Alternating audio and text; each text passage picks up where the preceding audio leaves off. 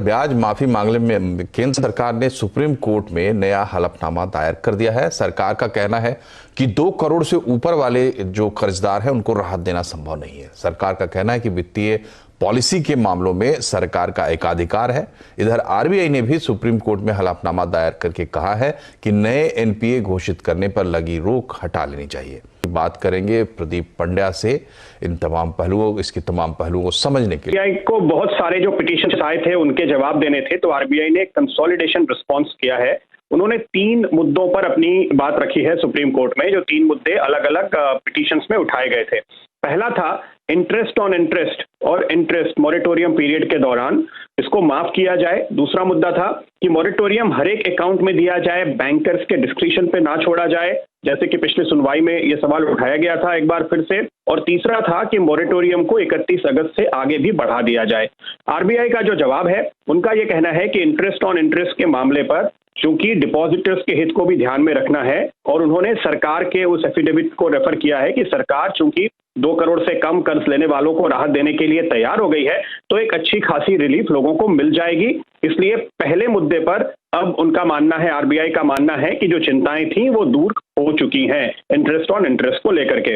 दूसरा जो मुद्दा था कि मॉरेटोरियम हर एक अकाउंट को मिलना चाहिए, लेंडर्स के ऊपर, बैंक्स के ऊपर डिस्क्रिशन ना छोड़ा जाए। आरबीआई का जवाब बेहद इंटरेस्टिंग है। इंटरेस्टिंग इसलिए है क्योंकि आरबीआई का एफिडेविट कहता है कि जैसे हमने बैंक को यह अधिकार दिया है कि वो ये दिखें कि किन मामलों में दिक्कत सिर्फ कोविड की वजह से आई है और कौन सी ऐसी कंपनियां हैं जो पहले से ही दिक्कत में थी, उनको आप रिलीफ देंगे फिर भी वो आगे उनका बचना मुश्किल है, तो ये बैंक को अपने से ही कंसीडर करना पड़ेगा, क्योंकि हर बैंक, हर एनबीएफसी कंपनी अलग अलग होती है, उनके दिक्कत, उनके अकाउंट्स वो ही समझते हैं।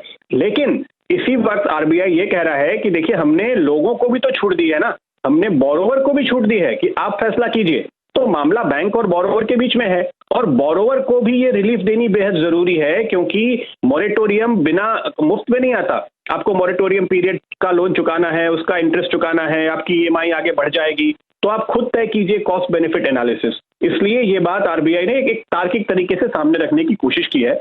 और तीसरी बात जो थी कि मॉरेटोरियम को 31 अगस्त के आगे बढ़ाया जाए, वहां आरबीआई का ये कहना है कि फाइनेंशियल स्टेबिलिटी को बहुत धक्का पहुंच सकता है। कई सारे बैंक्स अगर मॉरेटोरियम बहुत लंबा चले उसको बर्दाश्त करने की स्थिति में नहीं रहेंगे। और जो बात आरबीआई यहां पर हाईलाइट कर रहा है वो ये कह रहा है कि अगर मजबूर किया जाता है बैंक्स को, तो उसका जो खामियाजा भुगतना पड़ेगा। एक तरफ बैंक कमजोर होंगे, दूसरी तरफ जो लोगों को कर्ज देने की आरबीआई की कोशिश है, ज्यादा से ज्यादा कर्ज दिए जा रहे हैं, वो अटकेंगे, तो उसका सबसे बड़ा खामियाजा छोटे बोरोवर को, रिटेल बोरोवर को और छोटी कंपनियों को उठाना पड़ेगा। तो ये उनके हित में नहीं है। इसलिए आरबीआई ने ये रिक्वेस्ट की है कि ज्यादातर मामलों में सरकार और आरबीआई की ओर से तमाम कदम उठाए गए हैं। बोरोइंग कॉस्ट बहुत कम हो गई है, लिक्विडिटी बहुत प्रोवाइड की गई है, और ऐसी स्थिति में आरबीआई ने ये प्रेयर की है, अपील की है सुप्रीम कोर्ट से कि हमने और सरकार ने काफी कोशिशें कर ली, अब आपने जो रोक लगाई थी उन सबको वापस ले ले। एनपीए रिकॉग्निशन वगैरह को लेकर के आपने जो स्टे ऑर्डर दिया है उसको वापस ले ले। असीम, ये बताइए कि हलफनामा क्या कहता है, क्या छोटे कर्जदारों को राहत मिल जाएगी? देखिए, 5 अक्टूबर को ब्याज पर ब्याज माफी मामले में सुप्रीम कोर्ट में सुनवाई हुई थी। तब सुप्रीम कोर्ट में केंद्र सरकार ने ये कहा था कि 2 करोड़ से जितने के भी छोटे कर्जदार हैं उनको वो राहत देने की तैयारी जो है वो कर रही है। तो सुप्रीम कोर्ट ने ये पूछा था कि बड़े कर्जदारों का क्या होगा, क्या उनको राहत मिलेगी या नहीं मिलेगी। तो केंद्र सरकार ने सुप्रीम कोर्ट में एक हलफनामा जो है दायर किया और ये कहा है कि 2 करोड़ से जितने के भी ज्यादा बड़े कर्जदार हैं उनको हम राहत जो है वो नहीं दे सकते। अगर उनको राहत जो है वो दी जाएगी तो इससे जो फिस्कल पॉलिसी है उसके ऊपर काफी असर जो है वो पड़ेगा, अर्थव्यवस्था पर असर पड़ेगा, बैंकों के ऊपर बुरा प्रभाव जो है वो पड़ेगा। तो हम जितने भी छोटे कर्जदार हैं उनको राहत देने की तैयारी करें। जो सुप्रीम कोर्ट था उसने कहा था कि आप इसको लेकर के सर्कुलर जो है वो जल्द से जल्दी जारी कीजिए।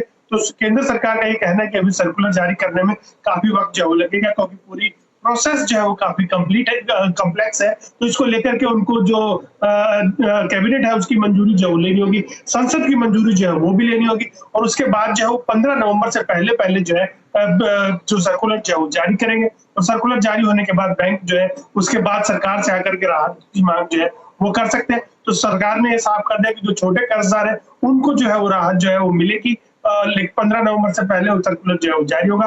लेकिन जो 2 करोड़ से बड़े के कर्जदार है, जिसमें की रियल एस्टेट कंपनियां हैं, जिसमें की शॉपिंग मॉल्स हैं, जिसमें की पावर प्रोड्यूसर्स हैं, उनको सरकार जो है राहत जो है वो देने की तैयारी। फ्रेंड्स मिलते हैं अगले वीडियो के अंदर, जब तक के लिए गुड बाय।